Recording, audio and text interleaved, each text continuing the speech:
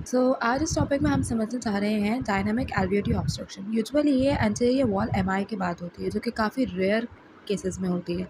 इसमें होता ये है कि जैसे कि इस छोटी सी पिक्चर में आप देख सकते हैं, हमारे पास जब एंटीरियर वॉल एमआई होता है किसी पेशेंट को, तो उसकी अपाइकल वॉल्स जो होती है उनमें एकाइनेसिया हो जाता है, जिसकी वजह से कॉम्पेंसेटरी हाइपरकाइनेसिया होता है बेसल एरिया में जो लेफ्ट वेंट्रिकुलर आउटफ्लो ट्रैक्ट होता है, जब उस तरफ उसकी वॉल्स में हाइपरकाइनेसिया होता है, तो इन रिस्पॉन्स ये होता है कि जो एलवीओटी है यानी लेफ्ट वेंट्रिकुलर आउटफ्लो ट्रैक्ट, वो ऑब्स्ट्रक्ट हो जाता है, वो कंप्रेस हो जाता है। इससे क्या होता है, इससे कुछ ये होता है कि एंटीरियर वॉल एमआई हुआ, जिससे अपाइकल एकाइनेसिया या डिस्काइनेसिया हुआ, जिससे कॉम्पेंसेटरी बेसल हाइपरकाइनेसिया हुआ।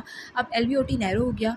जब एलवीओटी नैरो होता है तो वो एक चीज़ जो हमने पढ़ी है कि पाइप प्रेस होता है, तो उससे जो अंदर फ्लो होता है वो तेज़ हो जाता है, लिक्विड का, पानी का, जो भी चीज़ है, तो इंक्रीज़ वेलोसिटी हो जाती है ब्लड की, जिससे वेंचुरी इफेक्ट होता है। वेंचुरी इफेक्ट क्या होता है कि वेलोसिटी के इंक्रीज़ होने से जो लेटरल एरिया होता है वहाँ पे प्रेशर कम हो जाता है। यानी कि ये जो हम वेल्व्स देख रहे हैं, एंटीरियर माइटल लीफलेट और पोस्टीरियर माइटल लीफलेट, इसके वेल्व्स में जो प्रेशर है वो कम हो जाता है। एंटीरियर माइटल वेल्व लीफलेट की तरफ से एंटीरियर माइटल वेल्व लीफलेट का जब प्रेशर कम होता है तो वो वापस सेप्टम की तरफ मुड़ता है, जिससे ये होता है सिस्टोलिक एंटीरियर मोशन। यानी जब सिस्टली हो रही है और कॉन्ट्रैक्शन हो रही है, तो ये जो लीफलेट है एंटीरियर माइटल वेल्व लीफलेट, ये सेप्टम की तरफ आ गया, जिससे सैम हो गया, यानी सिस्टोलिक एंटीरियर मोशन हो गया।